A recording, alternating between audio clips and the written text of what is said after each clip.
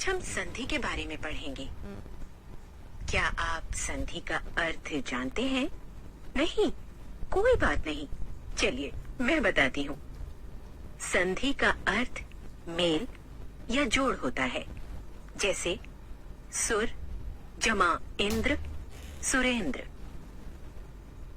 इसमें प्रथम शब्द सुर के अंतिम वर्ण अ और दूसरे शब्द इंद्र के प्रथम वर्ण ई के मेल यानी जोड़ से परिवर्तन होने पर एक नए वर्ण ए का निर्माण हुआ। इस प्रकार सुर जमा इंद्र के संधि करने पर शब्द बना सुरेंद्र। दो वर्णों के मेल से जो परिवर्तन होता है उसे संधि कहते हैं। संधि विच्छेद, संधि के द्वारा बने शब्दों को अलग अलग करना संधि विच्छेद कहलाता है। जैसे हिमालय का संधि विच्छेद होगा हिम जमा आलय। सुखार्थ का संधि विच्छेद होगा सुख जमा अर्थ। अब आइए संधि के भेदों को जानें। संधि के 3 भेद होते हैं। संधि, स्वर संधि, व्यंजन संधि, विसर्ग संधि। पहला स्वर संधि। बच्चों, आज हम स्वर संधि के बारे में पढ़ेंगे। दो स्वरों के मेल से होने वाले परिवर्तन या विकार को स्वर संधि कहते हैं। स्वर संधि के 5 भेद होते हैं। दीर्घ संधि, गुण संधि, वृद्धि संधि, यण संधि और अयादि संधि। दीर्घ संधि, जब ह्रस्व या दीर्घ अ, ई, उ से परे क्रमशः ह्रस्व या दीर्घ अ, ई, उ आए तो दोनों के मेल से क्रमशः दीर्घ आ, ई और उ हो जाते हैं। इसे दीर्घ संधि कहते हैं। जैसे परम जमा अर्थ, परमार्थ। इस शब्द में परम का अंतिम वर्ण म यानी अ और अर्थ का प्रथम वर्ण अ दोनों ही ओर ह्रस्व स्वर है, परंतु दोनों के मेल से दीर्घ आ का निर्माण हुआ है। इससे शब्द बना मां, इसलिए ये दीर्घ संधि है। इसके कुछ और उदाहरण देखें। वेद जमा अंत, वेदांत। अ जमा अ, आ। हिम जमा आलय, हिमालय। अ जमा आ, आ। विद्या जमा अर्थी, विद्यार्थी। आ जमा अ, आ। दया जमा आनंद, दयानंद। आ जमा आ, आ। मुनि जमा इंद्र, मुनीन्द्र। ई जमा ई, ई। गिरि जमा ईश, गिरीश। ई जमा ई, ई। नारी जमा इंदु, नारींदु। ई जमा ई, ई। नदी जमा ईश, नदीश। ई जमा ई, ई। सु जमा उक्ति, सूक्ति। उ जमा उ, ऊ। लघु जमा ऊर्मि, लघूर्मि।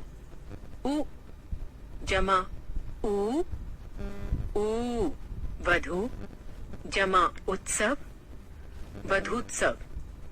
ऊ जमा उ, ऊ। भू जमा ऊर्जा, भूर्जा। ऊ जमा ऊ, ऊ। तो बच्चों, दीर्घ संधि क्या होती है ये तो आप समझ गए हैं। अब आगे की अन्य संधियों पर विचार करते हैं। गुण संधि। अ आ के बाद ई या ई के आने पर वो ए में बदल जाता है, उ या ऊ आने पर ओ में बदल जाता है तथा री में आने पर अर हो जाता है।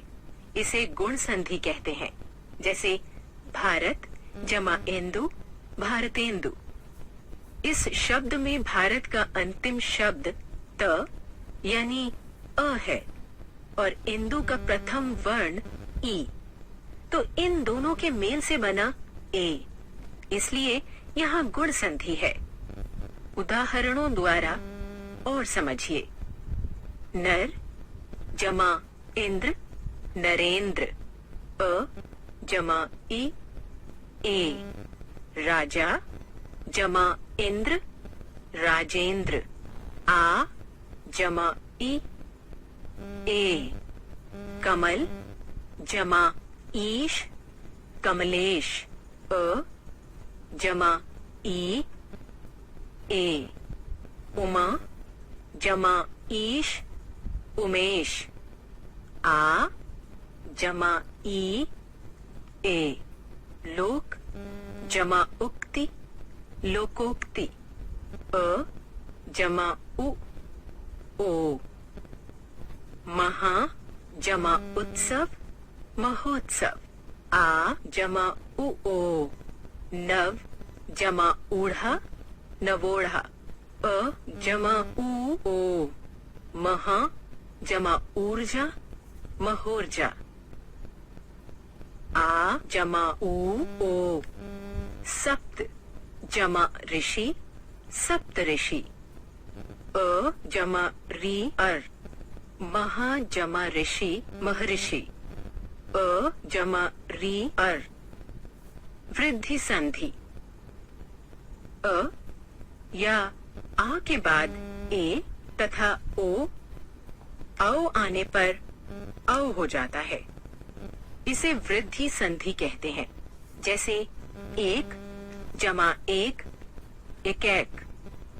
इस शब्द में एक का अंतिम शब्द क यानी अ है और दूसरी ओर के एक शब्द के प्रथम वर्ण ए दोनों के मेल से बना आए, अतः यहाँ वृद्धि संधि का प्रयोग किया गया है।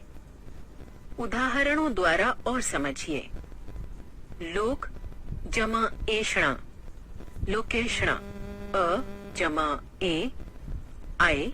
राज जमा ऐश्वर्या राजेश्वर्या, अ जमा आए आए। सदा जमा एव सदैव, आ जमा ए आए। महा जमा ऐश्वर्या महेश्वर्या, आ जमा आए आए। दंत जमा ओष्ठ दंतोष्ठ, अ जमा ओ औ। महा जमा ओजस्वी महोजस्वी, आ जमा ओ औ। परम जमा औषध परमौषध, अ जमा औ औ। महा जमा औषध महोषध, आ जमा औ औ। यण संधि। जब ई उ ऊ और रे के बाद कोई अन्य स्वर आ जाए तो ई का य उ ऊ का व और री का र हो जाता है। इसे यण संधि कहते हैं। अति जमा अधिक अत्यधिक। इस शब्द में अति शब्द का अंतिम वर्ण ति यानी ई है। दूसरी ओर अधिक शब्द का प्रथम वर्ण अ है। इन दोनों के मेल से बना शब्द है य, इसलिए यहाँ यण संधि है। आइए इसके कुछ और उदाहरण देखें। उदाहरणों द्वारा और समझिए। यदि जमा अपि यद्यपि, इ जमा अ य। वि जमा आकुल व्याकुल, इ जमा आ या। अति जमा उत्तम अति उत्तम, ई जमा उ यु वि जमा उह व्युह इ जमा उ यू अधि जमा एषणा अध्येषणा इ जमा ए ये अनु जमा अय अन्वय उ जमा अ व सु जमा आगत स्वागत उ जमा आ वा अनु जमा इति अन्वति उ जमा ई वि अनु जमा एषण अन्वेषण उ जमा ए वे वधु जमा आगमन वधवागमन उ जमा आ वा पितृ जमा आलय पित्रालय रि जमा आ रा मातृ जमा इच्छा मातृ इच्छा रि जमा ई रि पितृ जमा उपदेश पितृपदेश रि जमा उ रु अयादि संधि ए आए उ आओ स्वरों का मेल दूसरे स्वरों से हो तो ए का आए का आए ओ का अव तथा औ का आव हो जाता है। इसे अयादि संधि कहते हैं। चे जमा अन चयन। इस शब्द में चे के यानी ए तथा अन के यानी अ का मेल हुआ है। इससे बना य शब्द। अतः यहाँ अयादि संधि का प्रयोग हुआ है। आइए इसके भी और उदाहरण देखें।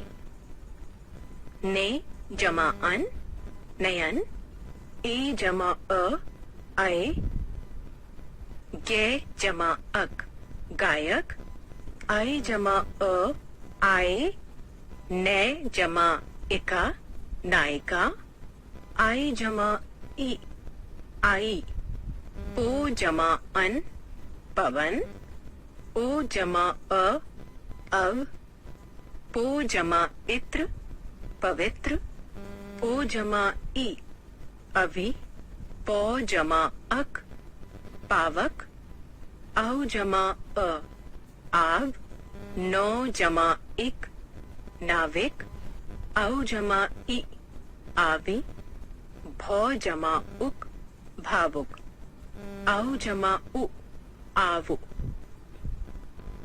दूसरा व्यंजन संधि। बच्चों अब हम व्यंजन संधि को समझते हैं। व्यंजन वर्ण का व्यंजन या स्वर से मेल होने पर जो परिवर्तन होता है उसे व्यंजन संधि कहते हैं। जैसे जगत जमा ईश जगदीश। इस शब्द में व्यंजन और स्वर का मेल हुआ है। आइए इसे समझें। जगत का त यानी व्यंजन है। ईश का ई यानी स्वर है। इन दोनों के मेल से नया शब्द बना दी। ये व्यंजन और स्वर के मेल से बनी व्यंजन संधि है। वाक जमा ईश वागीश। दिक जमा अंबर दिगंबर। क जमा ई गी। क जमा अंग ग। बच्चों अब हम व्यंजन और व्यंजन के मेल से बनी संधि की चर्चा करते हैं। जैसे जगत जमा नाथ जगन्नाथ। इस शब्द में जगत का त व्यंजन है, नाथ का ना भी व्यंजन है। इन दोनों के मेल से नया शब्द बना न। अतः यहाँ व्यंजन का व्यंजन से मेल हुआ है। तीसरा विसर्ग संधि। बच्चों अब हम संधि के तीसरे प्रकार विसर्ग संधि के बारे में जानेंगे। विसर्ग का किसी स्वर या व्यंजन से मेल होने पर जो परिवर्तन होता है उसे विसर्ग संधि कहते हैं। जैसे धनुः जमा टंकार, धनुष टंकार। इस शब्द में विसर्ग जमा ट व्यंजन का मेल हुआ है, इससे नया शब्द श बना है। इसी प्रकार दुह जमा उपयोग, दुरुपयोग। इस शब्द में विसर्ग जमा उ स्वर का मेल हुआ है, इससे नया शब्द बना रू।